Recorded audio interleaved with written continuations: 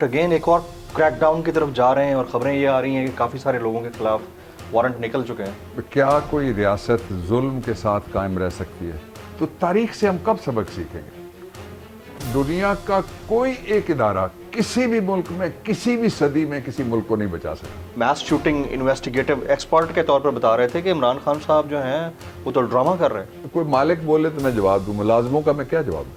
Paid, मजबूर, किराए के गोरीले, मैं किसी का उनमें से कोई जवाब नहीं देना चाहता।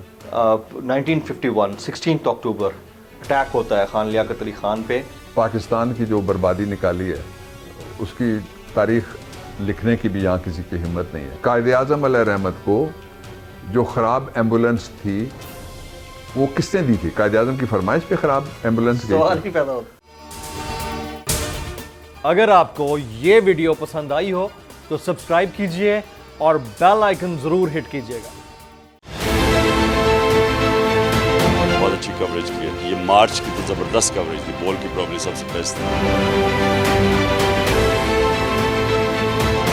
सबसे ज्यादा रील्स और सबसे ज्यादा रेटिंग के साथ बोल रहा नंबर 1।